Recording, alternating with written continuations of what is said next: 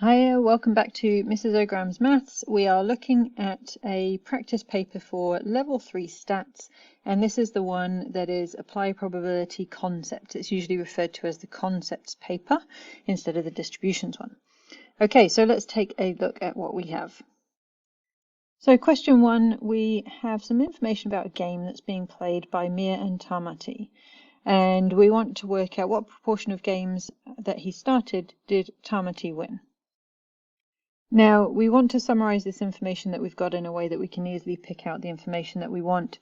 I'm a tree diagram type of person, but you could summarize this as a table. It's really up to you. So I'm going to go for who started and then who won. So we could have had either Mia or Tamati start, and then Mia or Tamati wins, like so.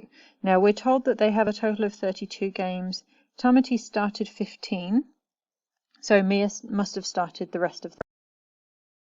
Now, for some people, they'd prefer to do this as a table because really on tree diagrams, you should put probabilities. I'm actually putting totals, but it just is a way for me to organize this information. Okay, so then Tamati won 13 games in total. We can't put that on just yet. But of the games that Mia started, Tamati lost 11. So if Mia started, then he lost 11, which means Mia must have won those 11. And then of the 17 that she started, Tamati would have won 6.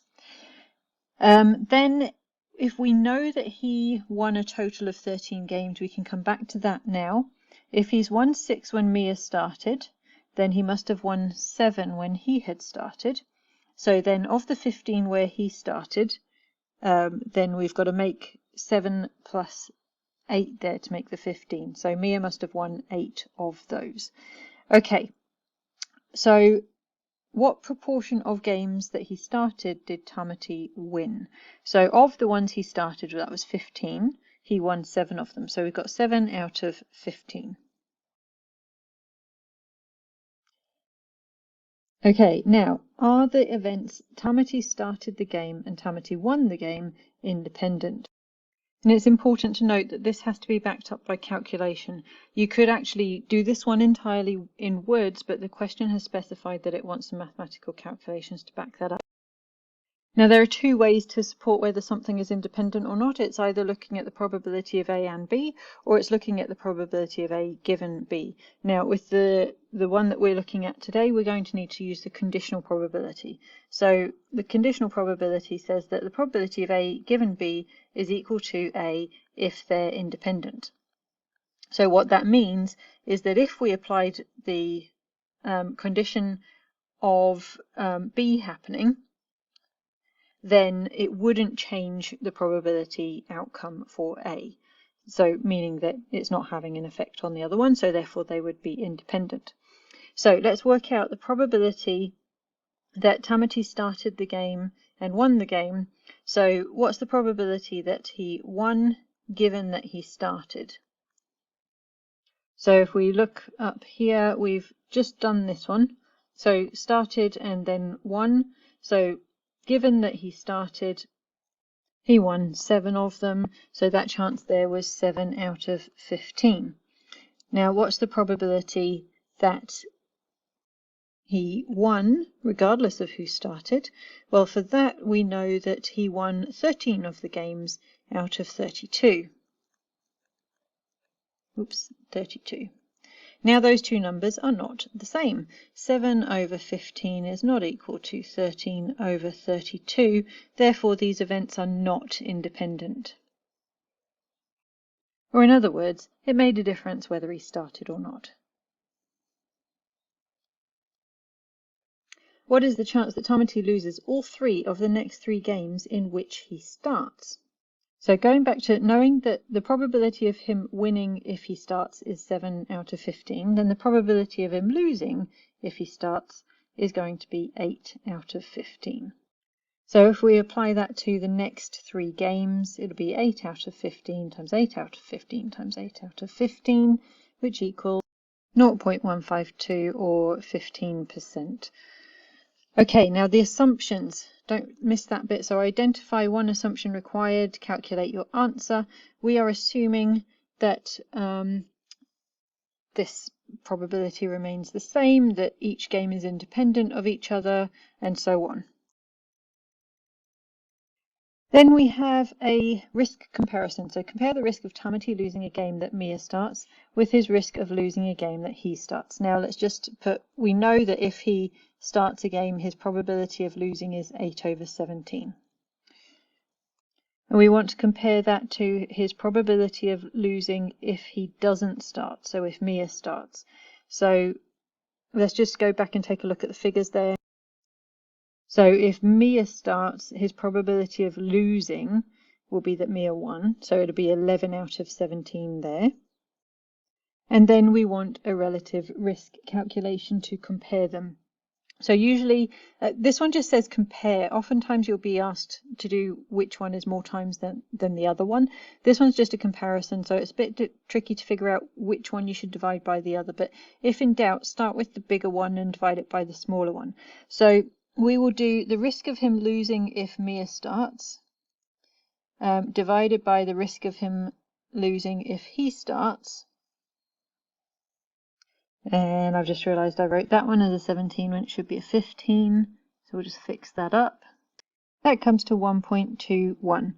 So Tamati is 1.21 times as likely to lose if Mia starts than if he did. Or if you had done the comparison the other way around, you can do that as long as you word it very well. So if you've done it the other way around, it's 0.82 times as likely to lose when he starts compared to when Mia starts. Those are saying two equivalent things. So Tamati claims it's too early to tell who the better player is. Explain how a simulation might help Mia and Tamati to decide whether the recorded games provide strong evidence that Mia is more likely to win a game than Tamati. We don't need to design the simulation, but we need to explain how it would help. So if we assume that the winner just occurs quite randomly by chance and that they have an equal likelihood of winning, a simulation can help us to see how likely it is that we get the results that we've seen in Mia and Tamati's games. So even if it was equally likely for both people to win, there is a chance that there would be a bit of an imbalance there just through random sampling and variation that you can get. So we can see how likely that would be in a simulation. So there's always going to be that bit of variability. And Tamati might be thinking that the results that they've seen so far are just because of the possibilities within that sampling variability. So then we could compare to see just how likely it is that a set of results would show that one of the players could win 13 out of 32 games. So if that actually turns out not to be very likely, and if we're thinking about being evenly matched and they should come out to being closer to a 50-50 split, then we could tell that Mia actually was a better player because Tamati's not getting close to that halfway mark. Right, question 2, we've got some information about attendance at weekend games for Ari, Nina and Kerry. These are Tamati and Mia's children. So how many weekends were there in which Tamati and Mia saw only Nina's game?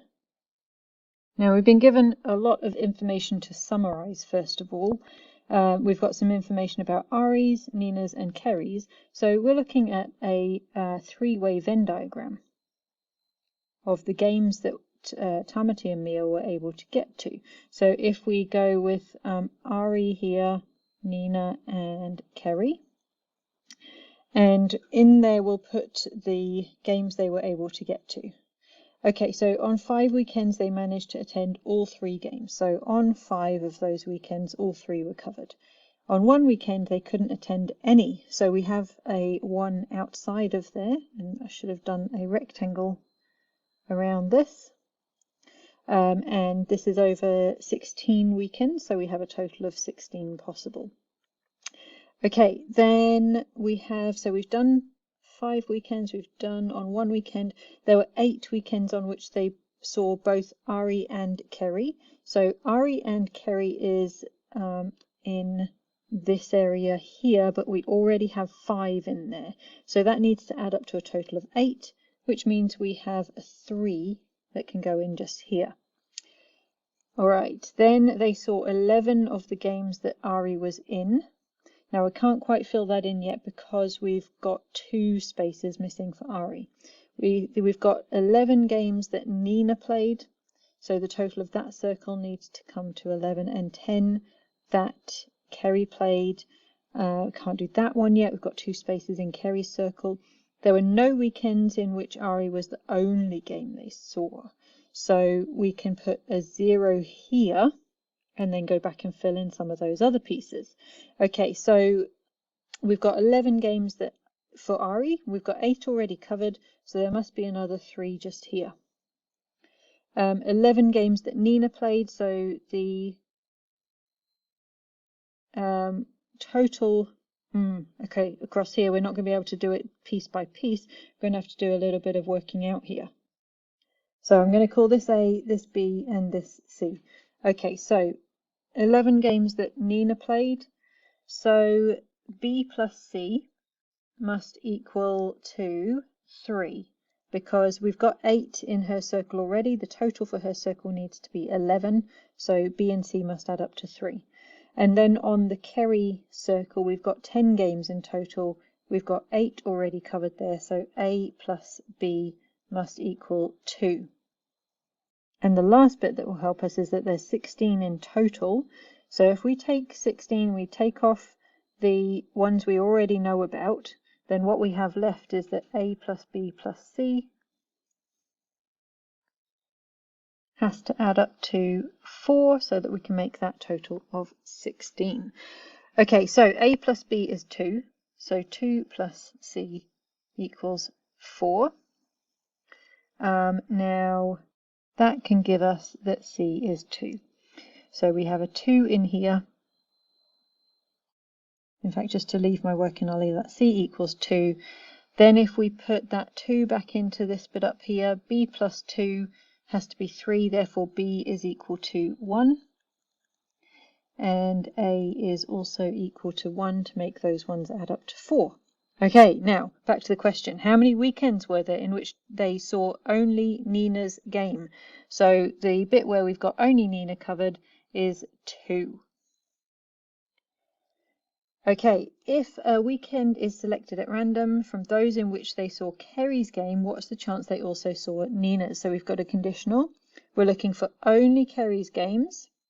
What's the chance they also saw Nina's? So that is 5 and 1, so 6 out of a total of Kerry's weekends, which comes to 10. So that's 6 out of 10.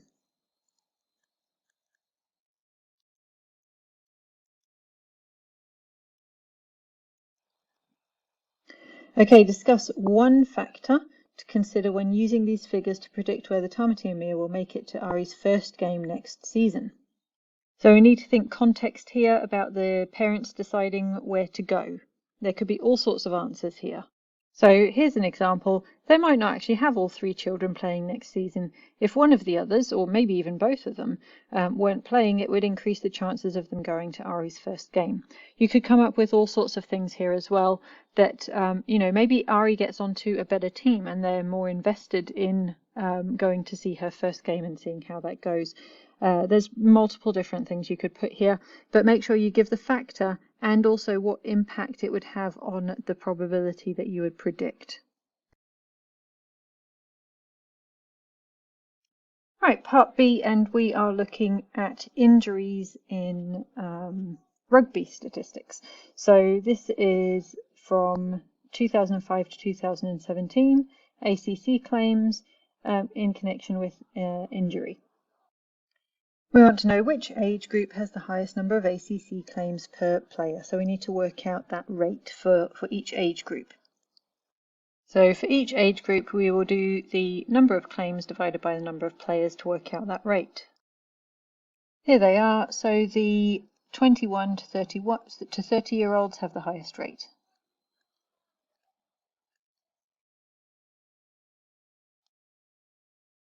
Okay, Mia uses the number of ACC claims per player for 13 to 17-year-olds as an estimate for Ari's risk of sustaining injury. Explain whether this figure is likely to be an under or overestimate of his risk. So the 13 to 17-year-olds had this average of 0.44 claims per player. But what we know could happen within there is that actually people make more than one claim throughout the season or throughout the year. And it's not necessarily that every claim that happened to a different person. So the chance of a person getting injured isn't quite the same as the rate of injuries per players, because there could be one person that's put in multiple claims for multiple different injuries. So it's very unlikely that every one of those claims was for a different person. So whilst we've got that rate of 0.44, it doesn't mean that 44% of the people in that age group made an injury claim, because some of them would have made more than one.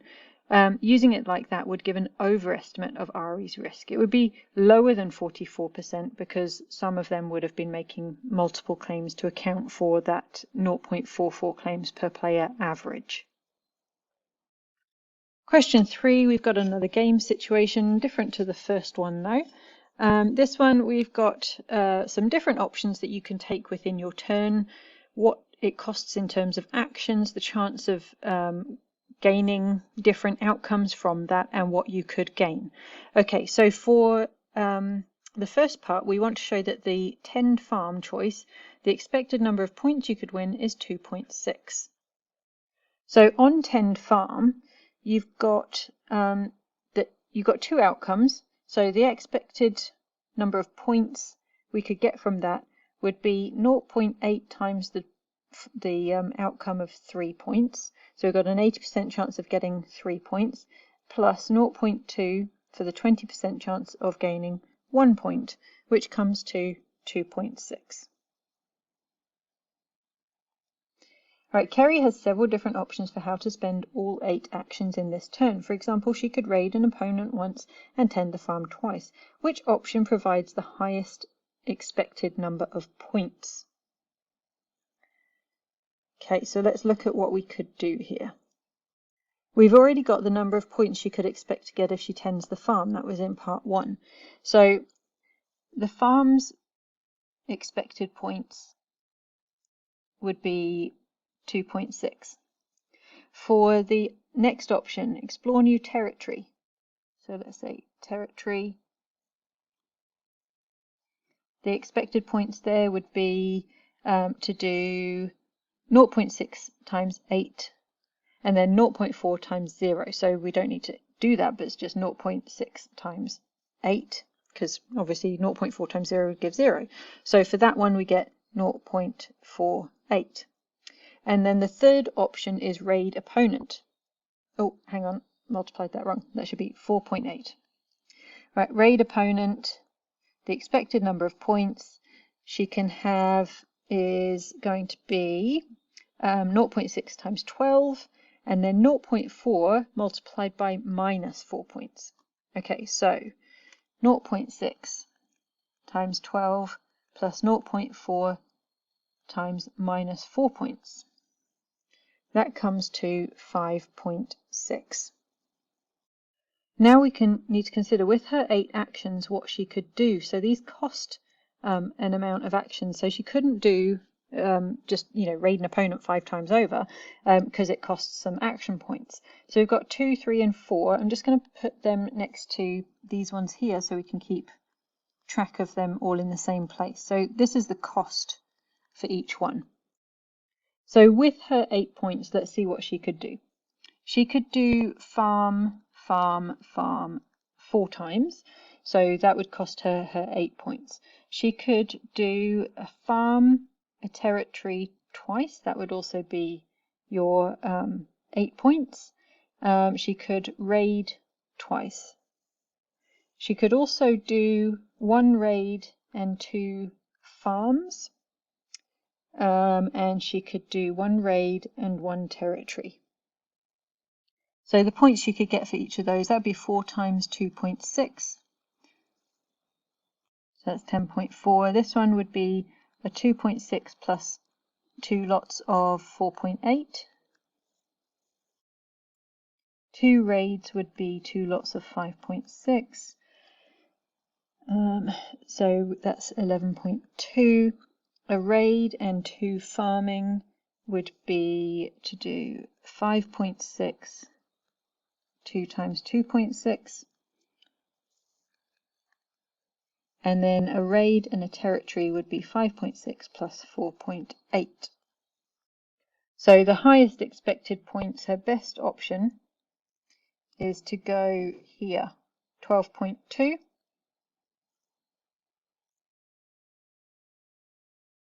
Right, Kerry actually chose to raid her opponent twice. Let's have a look at whether that was a reasonable strategy.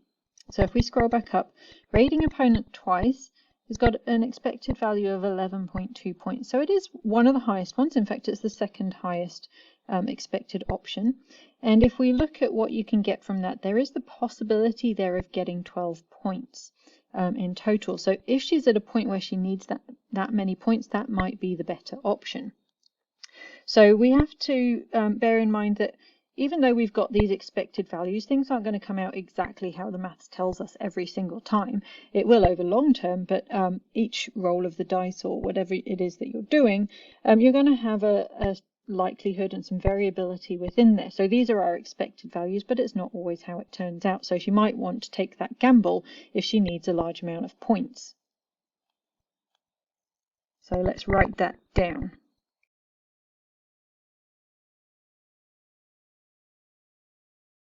So Kerry and Nina are continuing to play. Nina takes a basic strategy of either being aggressive, defensive, or balanced. And then we've got some information about what happens when she does those. So I'm going to pop these into a tree diagram. So we've got aggressive, defensive, balanced. She plays aggressively half of the time, defensively 1/3 of the time, and then a balanced approach for the rest. So that would be 1/6. Then of the games in which she played aggressively, she won 40%, so lost 0.6. Defensively, she won 0.5, lost 0.55, so that's 0.45. And then a balanced approach, she won 0.6 and lost 0.4. So then what proportion of games does she win? We're looking for these win branches. So we'll do a half times 0.4 plus a third times 0.55 plus 1/6 times 0.6. Supposing that she won, what is the chance that she played aggressively? So what's the chance of aggressive given that we know she won? Now that's the probability of being aggressive and winning divided by the probability of winning. So aggressive and winning was that top branch, a half times 0.4. So a half times 0.4 over the probability of winning that we just worked out, which is 0.483. That comes to 0.414.